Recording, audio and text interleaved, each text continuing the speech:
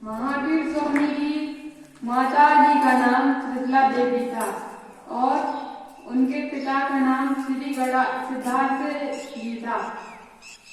महावीर स्वामी क्षत्रिय कुल से जन्मे थे और उनका जन्म कुंडलपुर में हुआ था। महावीर स्वामी पहली पर्याय में सिंह की पर्याय में पैदा हुए थे। जब एक बार क्या हुआ कि वह शिकार कर रहे थे। जब वह सिंह की पर्याय में थे तो वह शिकार कर रहे थे तो उनने शिकार किया। तो फिर उनने अपना हिरण को खाने वाले थे। तभी आकाश से दो मुनि आए। फिर उन मुनि ने कहा कि यह आपने क्या किया? आपने एक निर्दोष जानवर की हत्या कर दी। तो फिर उनको महावीर स्वामी को बहुत बुरा लगा और फिर वह समझ गए दुनिया में किसी को भी सुख नहीं मिल सकता है। सब दुनिया में दुख ही दुख है। तो वह दो घुटनों पे बैठ गए और हाथ जोड़कर वह रोने लगे मुनि के सामने कि हे प्रभु, मुझे माफ कर दीजिए, मुझे मोक्ष जाने का मार्ग बताइए। तो फिर मुनि ने उनको आशीर्वाद दिया और मुनि चले गए। फिर वह सिंह की पर्याय में कुछ नहीं खाते, कुछ नहीं पीते, बस एक जगह आंख बंद करके साधना करने लगे। तो फिर वहां पर चील कौवे आए। उनको बहुत पीड़ा हुई। उनने चील कौवे ने उनका पूरा मांस खाने लगे, लेकिन उनको दर्द बिल्कुल नहीं हुआ क्योंकि वह दुनिया को जान चुके थे कि दुनिया में दुख ही दुख है। इसलिए उनको चील कौवे ने खाया तो उनको कुछ नहीं हुआ और फिर वह मरकर नरक गए। नरक में फिर वह सातवें नरक में गए। फिर सातवें नरक में एक नालिका ने आकर भाले से उनकी आंखें छेद डाली। वह दुख से चीत्कार करते कि उससे पूर्व ही एक साथ कितने ही नारियों ने उनके शरीर में भाले घोंप दिए। वह गिरा कि उसे उठाकर उबलते हुए लाल रस में डालकर गला दिया। अरे, उसके करोड़ों दुख का कौन वर्णन कर सकता है। बड़ी कठिनाइयों से छूटकर वह नारकी जीव भावी तीर्थंकर शांति की इच्छा से एक वृक्ष जिसका नाम सेमर वृक्ष था उसके नीचे गए, किंतु तुरंत ही ऊपर से तीक्ष्ण अतिधारा वाले पत्ते उन पर पड़ने लगे और उनके हाथ पैर आदि सर्व अंग कटकर छिन्न भिन्न होकर इधर उधर बिखर गए। अरे रे, मर जाऊं तो यहाँ से छूटूं, ऐसा होने लगा। किंतु नरक में मृत्यु भी मांगने से नहीं मिलती। अरे रे, पापी को शांति कैसी, एक क्षण मात्र कहीं चैन नहीं है। इस प्रकार भयंकर मरण वेदनाएं सहते सहते उस जीव ने असंख्यात वर्ष बिताए। ऐसे नरक के तीव्र दुख भोगकर वह अर्थचक्री का जीव ऐसे भरत क्षेत्र के वैकुंठ नामक पर्वत पर क्रूर परिणाम से हुआ। अनंतानुबंधी कसाय सहित रौद्र ध्यान से रंजित उनका मन शांति रहित था। भूखा न हो तब भी बिना कारण वह अनेक निर्दोष जीवों का घात कर देता था। इस प्रकार उनके रौद्र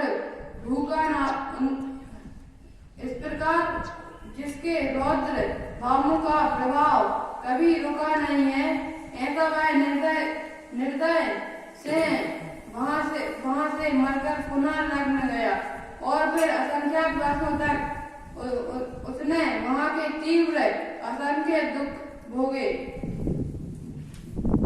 फिर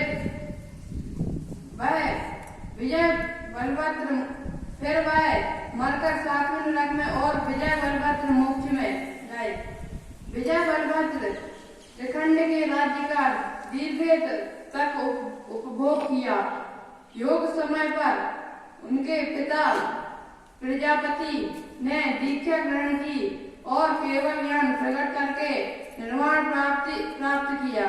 दूसरी ओर इष्ट एवं मनोज्ञ विषयों में ही जिसका चित्त लीन है, ऐसा वह त्रिपुराष्ट कुमार निदान बंध के कारण विषयों के रौद्र ध्यान सहित निद्रावस्था में ही मृत्यु को प्राप्त हुए और जिसका असंख्यात वर्षों का घोरातिघोर दुख चिंतन में भी नहीं आ सकता, ऐसे सातवें नरक में जा गिरे। अरे एक क्षण तीव्र विषयासक्ति में पाप फल में वह जीव असंख्यात वर्षों के महान भयानक दुखों को प्राप्त हुए।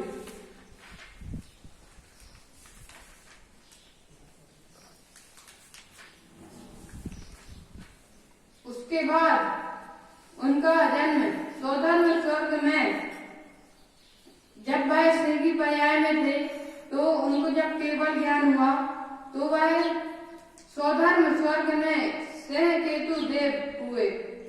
सह पर्याय में सम्यक प्राप्त करके सल्लेख ना सहित समाधि मरण करके स्वधर्म स्वर्ग में हरिध्वज देव रूप से अवतरित हुए।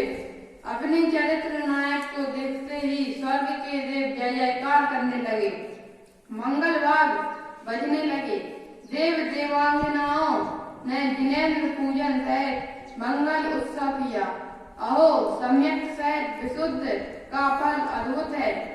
उस हरिध्वज अथवा सहकेतु देव ने अवधि ज्ञान द्वारा जान लिया कि मैं पहले सह पर्याय में था और दो मुनिराजों ने प्रतिबोध देखकर मुझे धर्म प्राप्त कराया। उन्हीं के प्रताप से मैं यहाँ उत्पन्न हुआ हूँ। मुझ पर उनका महान उपकार है। इस प्रकार मुनिराजों के उपकार का चिंतन करता हुआ वह देव अत्यंत भक्ति पूर्वक मुनिगणों के पास आया और कल्पवृक्ष के अचेतन दिव्यों द्वारा उनकी पूजा करके बोला, हे प्रभु, एक मास पूर्व आपने सह को प्रतिबोध दिया था, मैं वही हूँ।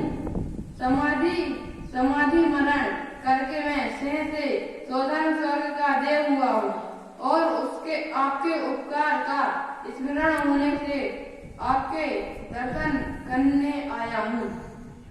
हे प्रभु, आपके प्रसाद से तीन लोक में श्रेष्ठ चूड़ामणि समान सम्यक प्राप्त करके मैं कृतकृत्य हुआ हूँ। साधु जनों का सत्संग किसे हितकार नहीं होता।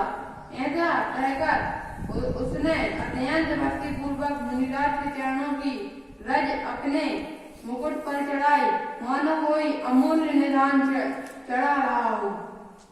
फिर वह अगली पर्याय में कनक ध्वज राजा और आठवें स्वर्ग में देव महावीर भगवान की पर्याय में हो। महावीर भगवान की पर्याय में हो। महावीर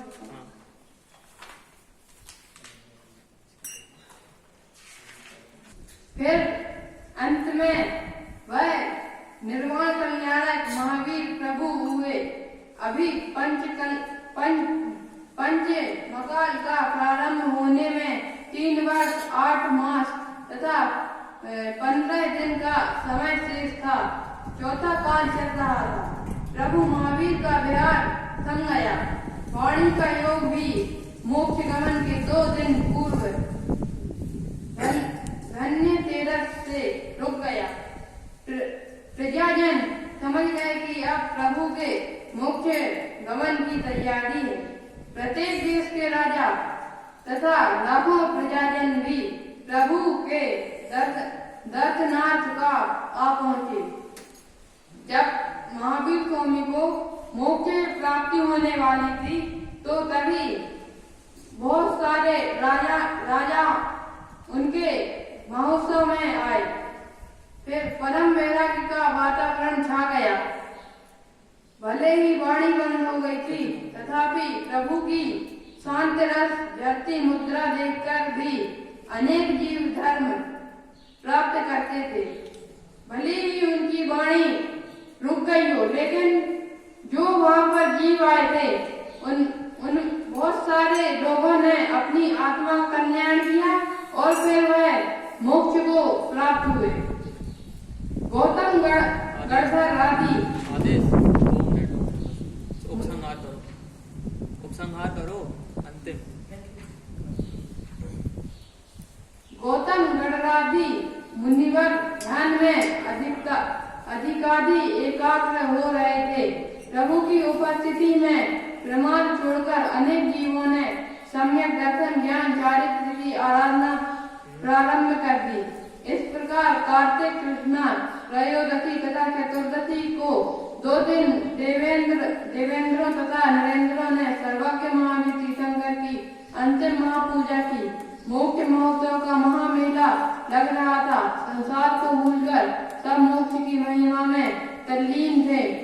चतुर्दशी की रात्रि हुई, अर्धरात्रि भी बीत गई और पिछले प्रहर अमावस्या का प्रभात आदि उदित होने से पूर्व वीरनाथ सर्वज्ञ प्रभु 13वां गुणस्थान लाभ कर 14वें गुणस्थान में अयोगी रूप से विराजमान हुए।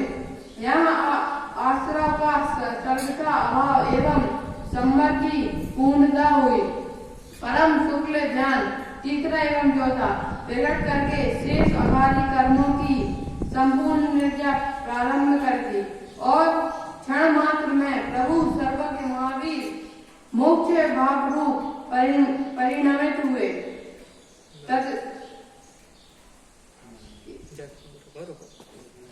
अंतिम करो। इस प्रकार यही कहानी थी महावीर स्वामी की मोक्षागमन की। यही श्री गुरुदान धर्मलाचार्य की दिव्य देशना है। बोली श्री गुरुदान धर्मलाचार्य में